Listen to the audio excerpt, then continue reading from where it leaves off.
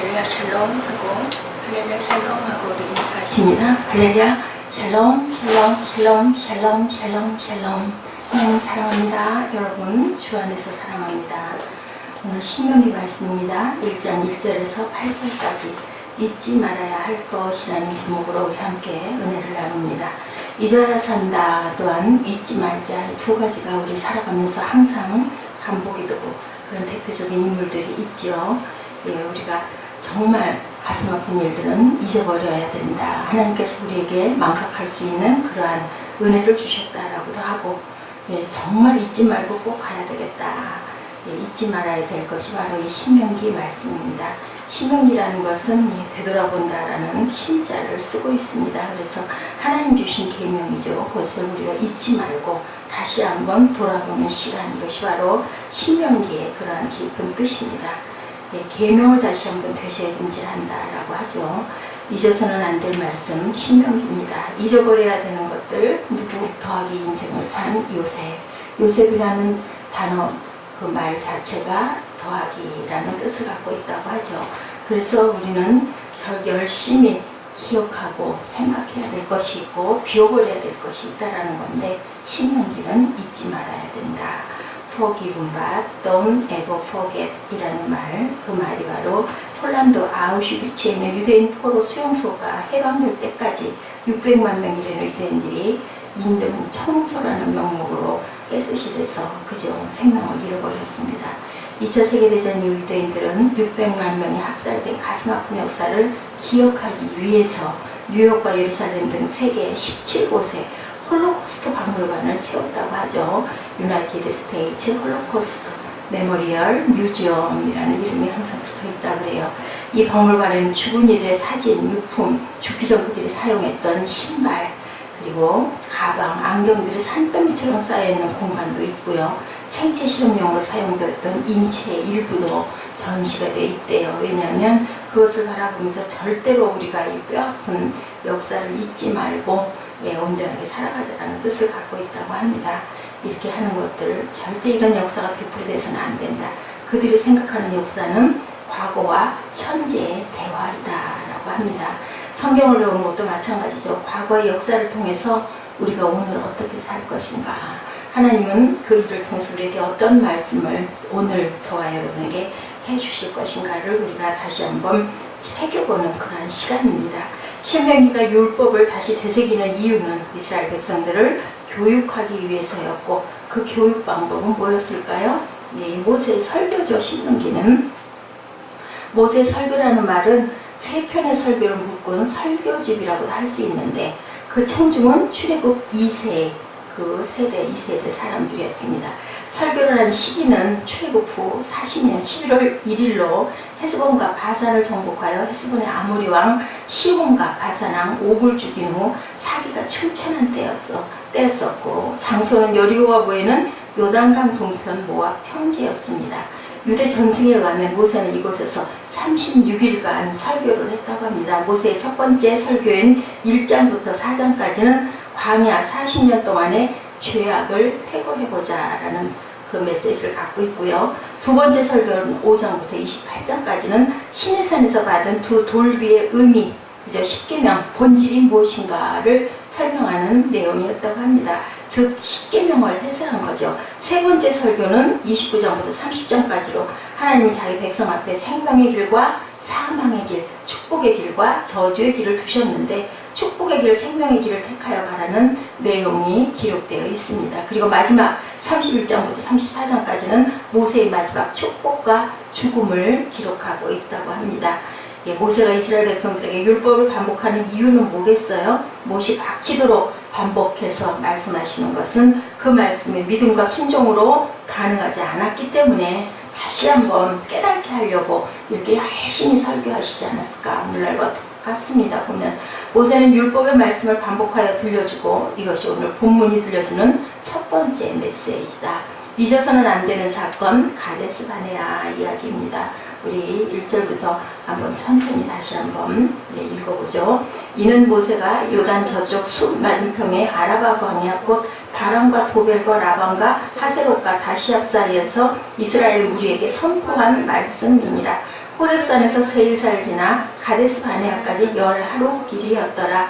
40째 해 11째 달 그 달 첫날 모세가 이스라엘 자손에게 여호와께서 그들을 위하여 자기의 주신 명령을 다 알렸으나 그때는 모세가 헤스본에 거주하는 아모리 왕 시온을 쳐 죽이고 에드레이에서 아스타롯에 거주하는 바산 왕 옥을 쳐 죽인 후라. 모세가 요단 저쪽 모압 땅에서 이 율법을 설명하기 시작하였더라. 일렀으되 우리 하나님 야훼께서 호렙산에서 우리에게 말씀하여 이르시기를 너희가 이 산에 거주한 지 오래니 방향을 돌려 행진하여 아모리 족속의 산지로 가고 그 근방 곳곳으로 가고 아라바와 산지와 평지와 네겝과 해변과 가나안 족속의 땅과 레바논과 큰 강 유브레까지 가라. 내가 너희의 조상 아브라함과 이삭과 야곱에게 맹세하여 그들과 그들의 후손에게 주리라 한 땅이 너희 앞에 있으니 들어가서 그 땅을 차지할지라.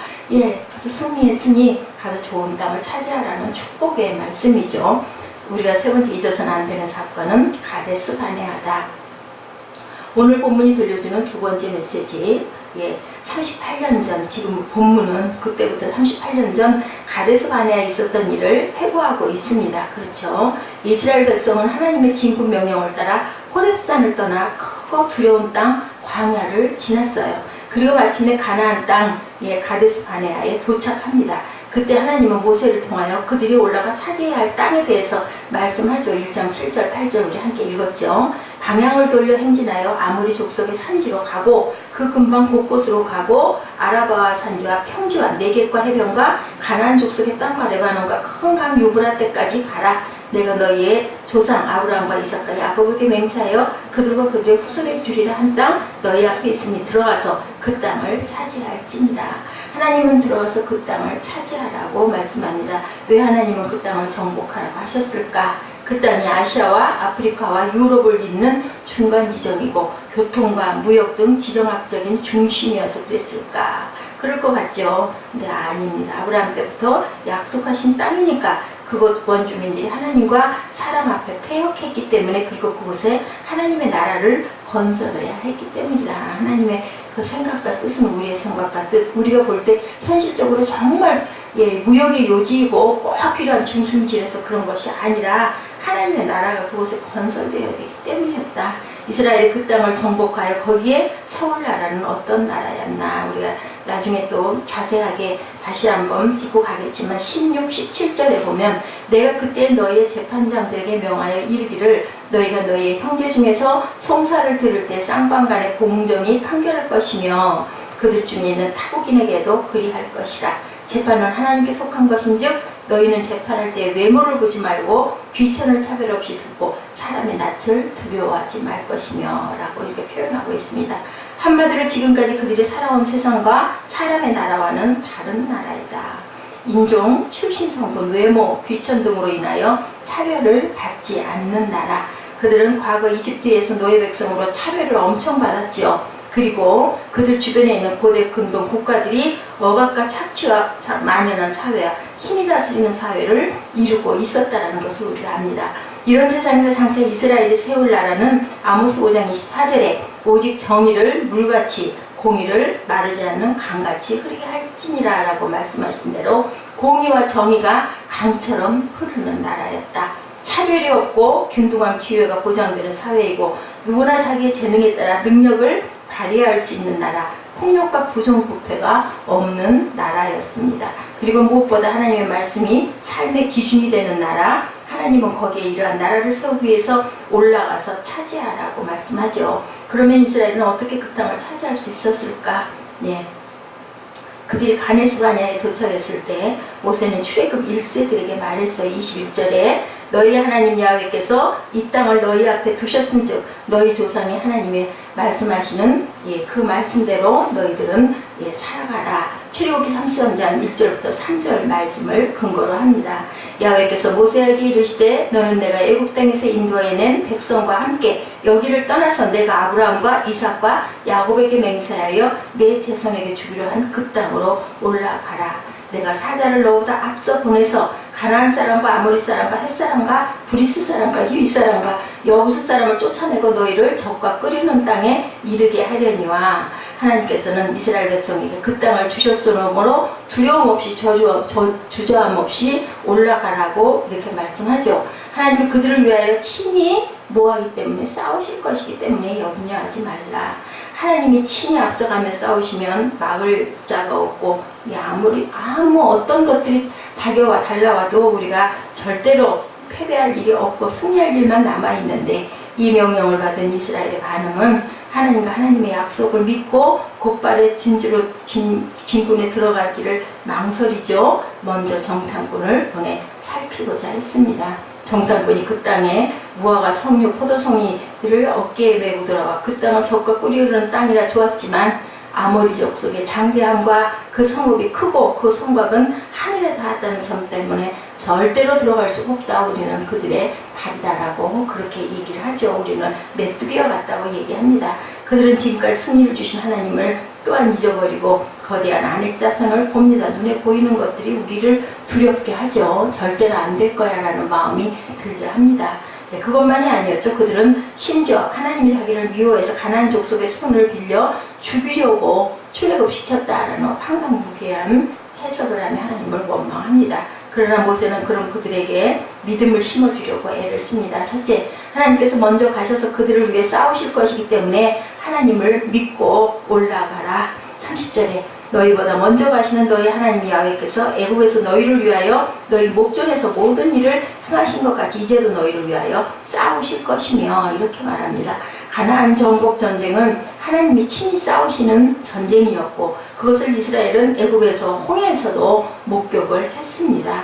애굽은 문화, 정치, 경제, 군사 등 모든 면에서 위대한 아주 문물이 발달한 그런 나라였죠. 아브라함이 애굽에 내려갔을 때 이미 그곳에는 피라미드들이 있었습니다. 요즘 과학자들도 그 당시 애굽 사람들이 어떻게 피라미드를 건설했고 그 높은 기하학의 수준에 감탄하기도 합니다. 애굽은 출애굽 당시 이미 철병거를 소유하고 있었고 하나님은 그런 나라를 이스라엘의 목전에서 황폐화 시켜버렸어요. 그리고 그 군대를 홍해에 수장도 시켰죠. 하나님이 얼마나 강한 분인지는 우리가 눈으로 그때 그 이스라엘 백성들이 보았는데도 불구하고 원망하고 그죠? 괜히 왔다라고 모세를 아주 죽이듯이 닥달을 하죠. 가나안의 성읍이 아무리 높고 그들이 거인처럼 장대해 보여도 전능하신 하나님 앞에서는 그저 일개 그냥 먼지일 뿐인데 우리는 이렇게 어리석다라는 겁니다. 눈에 보이는 것에 연연하죠. 하나님은 변함없이 그들을 위해서 싸우실 것이고 살아계신 하나님이고 자기 백성을 위해 싸우는 하나님이라는 것을 그들은 생각하지를 못합니다. 눈에 보이는 것만 보고 절망하죠. 두 번째, 모세는 하나님께서 2년간 광야를 지날 때 아버지가 아들을 안는 것처럼 이스라엘을 안고 그곳까지 인도하셨다는 것을 그들은 또한 잊어버립니다. 31절에 광야에서도 너희가 당하였거니와 사람이 자기 아들을 안는 것 같이 너희 하나님 야훼께서 너희가 걸어온 길에서 너희를 안으사 이곳까지 이르게 하셨느니라. 광야는 정말 무서운 곳이죠. 생각만 해봐도 뱀과 정갈이 기어다니고 얼마나 뜨겁고 얼마나 춥습니까? 그리고 언제 어디서 자기 앞마당처럼 사막을 휘젓고 다니는 그러한 부족들이 잡아먹으려고 나타날지도 모르는데 하나님은 그곳에서 만나로 그들을 먹이시고 반석에서 샘물이 나게 하시고 그리고 또한 낮에는 구름기둥 밤에는 불기둥으로 따뜻하고 시원하게 해주셨어요. 그리고 머물고 쉴 곳을 미리 살피시고 그 자리에 세워주시죠. 그리고 또한 출행할 길을 다시 앞에서 인도하셨어요. 강력한 아말렉 사람들을 또한 이기게 해주시고 가나안을 바라보는 지금의 이스라엘 백성들은 하나님의 이런 보호해 주신 사랑과 능력을 믿어야 했는데 순간순간 흔들리죠. 하나님은 가나안 정복 전쟁에서도 그들은 지켜주실 것이고 이기게 해주실 것이기 때문인데 이스라엘은 하나님을 믿지 않죠. 하나님은 그들의 원망하는 소리를 들으셨습니다. 그리고 노하심을 맹세하시죠. 35절에 이 악한 세대 사람 중에는 내가 그들의 조생하기 주기로 맹세한 좋은 땅을 돌볼 자가 하나도 없으리라고 이렇게 말씀합니다. 그리고 그 온전한 순종한 여분의 아들 갈렙과 눈의 아들 여호수아만 그 땅에 들어갈 것이라고 말씀하죠. 예, 36절에 오직 여분의 아들 갈렙은 온전히 야훼께 순종하였은즉 그는 그것을 볼 것이요 그가 밟은 땅을 내가 그와 그의 자손에게 주리라 하시고 이렇게 말씀하시죠. 37절에 야훼께서 너희 때문에 내게도 진노하사 이르시되 너도 그리로 들어가지 못하리라. 누구에게? 모세에게도 그렇게 37절에 말씀하셨다라는 거죠. 그들은 걱정하던 그들의 자녀들만이 그 땅에 들어갈 것이라고 하나님께서는 말씀합니다. 38절에 내 앞에 서 있는 눈의 아들 여호수아는 그리로 들어갈 것이니 너는 그를 담대하게 하라. 그가 이스라엘의 그 땅을 기업으로 차지하게 하리라. 너희가 사로잡히려 하던 너희 아이들과 당시의 선악을 분별하지 못하던 너희 자녀들도 그리로 들어갈 것이라. 내가 그 땅을 그들에게 주어 산악이 되게 하리라. 너희는 방향을 돌려 호객길을 따라 광야로 들어갈지니라. 이래서 돌아서 40년이 걸려요. 왜? 순종하지 않았기 때문에. 하나님이 금하신 것을 거스려 그 땅에 올라가 싸우겠다고 나섰다가 아모리 족속들에게 패하여 호르마까지 도망가야 했어요. 결과적으로는. 그리고 그들은 자신들이 가데스 바냐에서 정탐을 위해 40일 머물렀던 날수대로 40년 동안을 광야에서 지내면서 거기서 다 죽고 맙니다. 이 말씀대로 모세에게 주셨던 그 말씀대로 그렇게 해서 불신의 세대는 광야에서 사라져버렸다. 정리해서 얘기하면 이스라엘이 호렙산에서 출발하여 가데스 바냐에 도착하는 데는 겨우 몇 길이요? 10하루길밖에 안 되는데 3절에 마흔째 해 11달째 그 달 첫째 날에 라는 것은 10하루면 도착할 수 있는 거리를 거의 40년이라는 세월이 걸려 도착했음을 말해줍니다. 38년 전에 들어가야 했던 약속의 땅에 이제야 들어가게 됐다라는 거죠. 왜 이스라엘은 그 많은 세월을 광야에서 보냈을까? 우리 앞에서 계속 함께 읽으면서 같이 봤던 것처럼 이스라엘의 불신앙과 불순종 때문이었다는 겁니다. 이스라엘은 그냥 가기만 하면 되었어요. 왜냐하면 하나님께서 허락하셨고 약속하셨기 때문에 더 확실한 것이 없는데도 불구하고 그렇게 해서 결국 40년 동안은 그리고 하나도 그 땅에 들어가지를 못하고 2세대들과 여호수아와 갈렙만 들어갔다.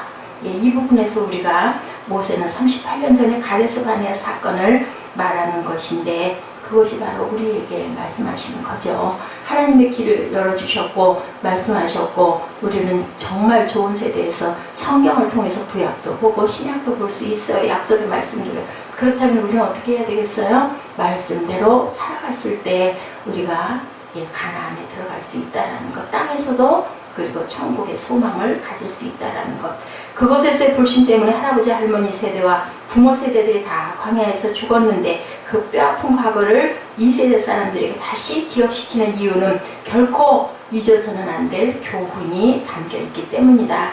모세는 그때 이야기를 그 현장의 목격자로서 그들에게 자세하게 전해줍니다. 그 결론은 더 이상 불신과 불순종으로 인하여 그들처럼 불행하지 말아라 라는 귀한 교훈이었다는 것을 우리가 다시 한번 돌아보는 귀한 시간 되시고 오늘도 하나님이 주신 말씀대로 온전하게 귀하게 살아내시는 저와 여러분 되시기를 주님의 이름으로 축복합니다. 기도하시겠습니다.